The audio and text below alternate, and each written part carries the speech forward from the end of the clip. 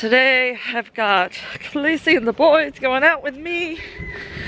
Khaleesi comes in every morning for her morning social. We try to make this her bonding time. So before the goats go out to the paddock, she gets to be with us and cuddle on the couch. Yeah, I know. Working dogs, cuddling. But you guys know me, and you know that my working dog is also going to be a part of our family, just like our goats are.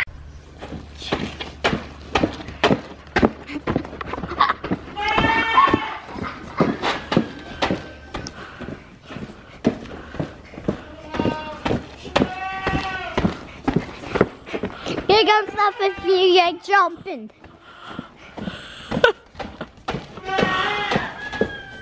Here we find the wild, elusive moose boy doing what he does naturally in the wild, playing with barn dirt. You see the intense concentration in which he works. What you doing, Liam? No. I think you filled up that little cone. I think it's full. You gonna keep filling it though, huh? Yeah? Poor Bo, desperate for attention, yet he cannot be touched or petted because he has urinated all over his face. I can't pet you, I'm sorry, you're gross. As much as I don't mind a buck smell, I don't want buck urine on me, regardless of how it smells. Silly boys. Flavinetta, you look short compared to Eugene. It's time for you to get taller. Big boy. Oh, I know. Patience, Mom. Patience. They grow too quick. Before I know it, you'll be big. Brr, I'm cold. I forgot my ear warmers. Gosh, those things have been a lifesaver already this winter. It feels so cold. Maybe my bandana. Nope, bandana doesn't want to stay there. No, pulling up on my ears. Anywho, yes, I'm wearing a t-shirt.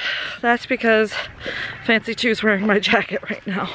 While she's eating, I'm letting her wear it because she was shivering again.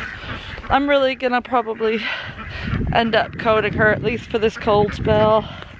She just doesn't have the thick winter coat that she normally does. And I feel really bad for her. And I want her to be warm. So anyway, I was trying to get a shot of the ducks. They keep moving away from me though. Aren't they cute? I just love my ducks. I think it's really neat how they have two different families. These are the ones we had already, and then those were hatched out. So they really do keep separate. And of course nobody uses the nest box. There's just duck eggs laid all around the yard. They're so funny. That area over by their pool has become so just, it's like a layer of mud and poop. So we're gonna have to move the whole setup. All this fence will have to come down and reset it up over there where we had it when we first moved them. But I want to take the mower through and cut all that down first so that the fresh new spring growth will be ready and available for them to nibble on. They sure are cute. I think I'm gonna wait until the spring to do that though. Maybe sooner, but probably not. Because in the spring, I want them to go on nice green stuff rather than move them over there now when it's brown and then have them get it all muddy and then they need to move it again. You know what I mean. So anyway, yeah, the ducks are doing well. This is really cool because last winter we wintered everybody out here in this paddock because we didn't have any doelings that could be bred too early. So we have the shelter right here. So that green patch is where all the thick hay piled up and up and up and up and up and up all winter. And then this summer it decayed. But it's just so weird. You can still see the traffic pattern in a square around where the shelter was, and then really fertile soil where the hay decomposed over the winter, over the summer. So that's pretty cool. So it's not always so easy to train a new girl to the milk stand. That's why it's recommended that you feed your does on the milk stand and pet their udder long before they're pregnant or even kidding. Do it when they're young. That's recommended. I don't always get things done when I say what's the best practice and I don't follow through with it. It's just because of my hectic life. You can do better. You can do better than me. What, Liam? You don't need coconut oil for your recipe. You sure? You really need some coconut oil for your recipe? Yeah. Boy says he needs coconut oil. I just made this. Wow. What is it? It's Chumangi Mono Diamond Crystal Chaka Gem. Wow. Is it spicy or sweet? Spicy and sour and sweet. Ooh. Oh, sounds like a delightful assortment of flavors. It also has mustard and ketchup. Ooh. Then I stir it all up and put in water and all different sorts of stuff that's outside. Cool. And you got your coconut oil mixed in? But not. You need water? Yeah. Not. Okay. But not these spiky things that fall off of the tree. These pine cones. Not that. Okay. Or acorns. Just sunflower seeds. Sunflower seeds. Good job. So it's going to be a sunflower lunch for us to eat. Okay. Sounds good. Water. Your brother needs water now. Can you help him with that? Thank you. So, Hearts here was receiving the proper training with Dave over at her other farm before she came here, where he would put her on the milk stand and feel her udder and all. But she's still new to this, and she really has been pretty jumpy on the milk stand with having us. Well, see, she's doing really good. She's already getting better. So we were not milking Hearts because Cinnamon wasn't getting enough milk, it seemed like. But Cinnamon would also nurse on Willow. So we always try to keep one goat in milk through February and March when everybody else is dried off. And that's always been Fancy too, because she has kids in the summer for some reason. She's just, that's how she started out her cycle, and so we've just kept her on that cycle. And she is not giving the milk like she normally does, and I think she's dealing with some stress factors. So she's low weight from having 2 kids. That's typical, not a big deal. We'll get her weight up. That'll happen. But she's also suffering from copper deficiency, so I think that may be playing a factor. And so I'm concerned that she's not going to be in milk come February, or that if she is, it's a very small amount and it's not going to be enough for our family's use. And so I decided I would get Hearts up on the stand. So I'm getting Hearts up on the stand and milking her and trying to get her used to it. But she has very little milk too. But my thoughts with Hearts is that she's in better shape. I mean, she's thin because she kidded. And dairy goats are always really on the thin side after kidding. But she's got a nice thick coat. She's got good looking eyes. She's just a lot more healthy, so I'm hoping to get her milk to come up a little bit by milking her. Just the fact that I'm milking her could help increase the milk.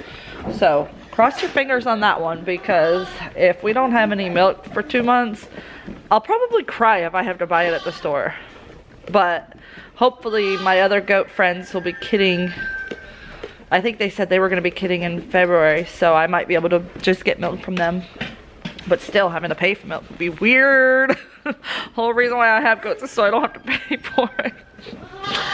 But cross your fingers that's not a situation, because Hearts is going to be our our savior. She's gonna save us. Hopefully, cross your fingers. Say your prayers.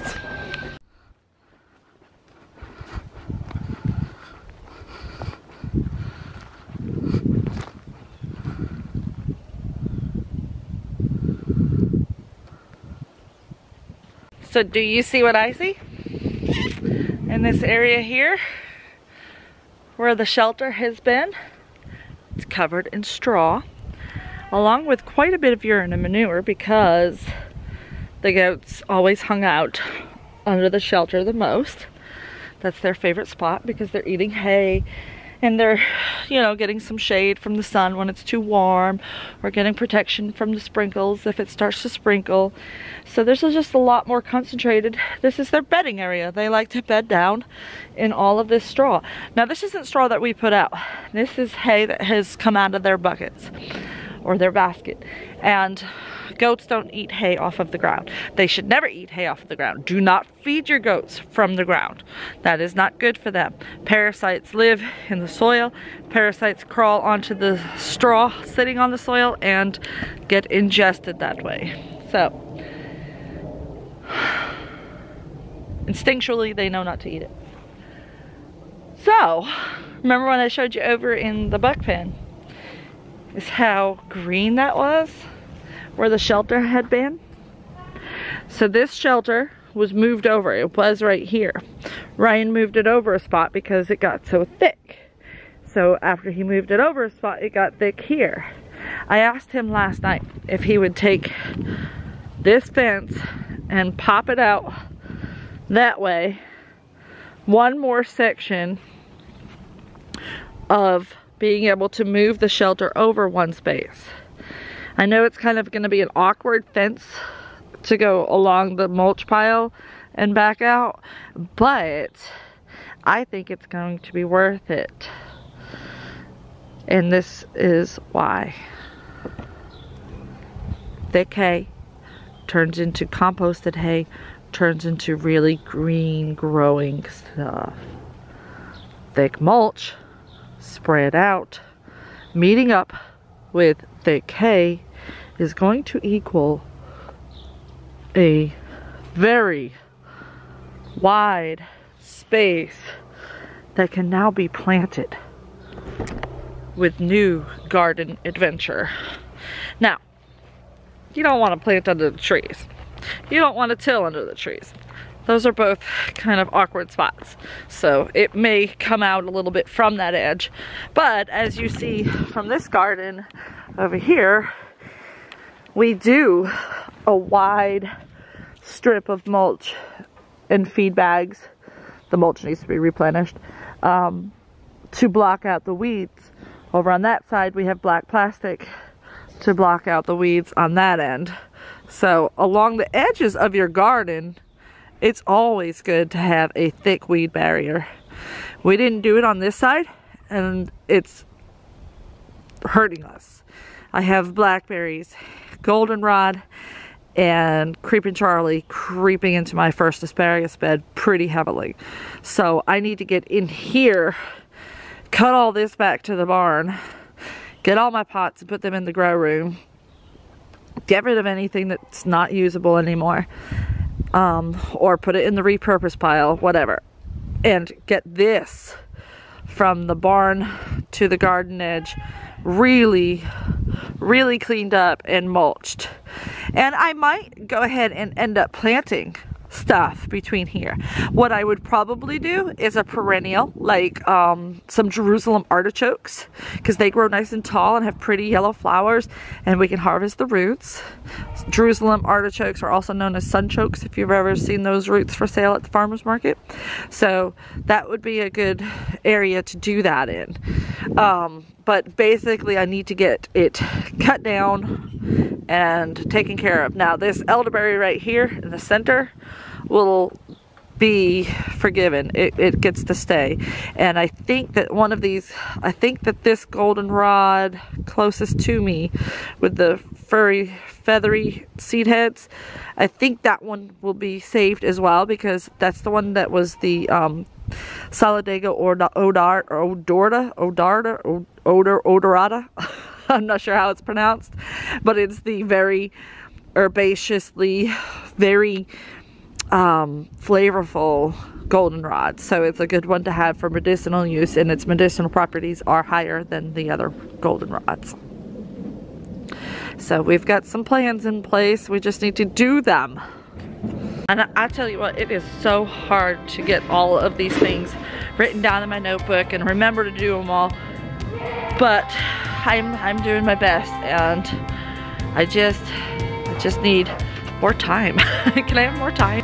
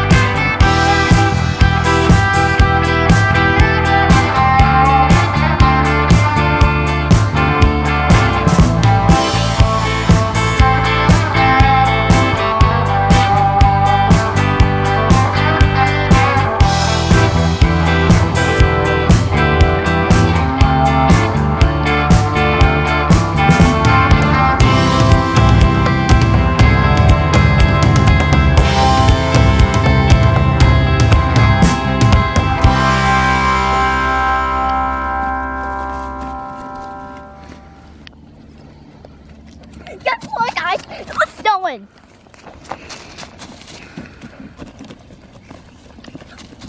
And while it's Christmas, we got a lot of presents. You're crazy. And it was so fun.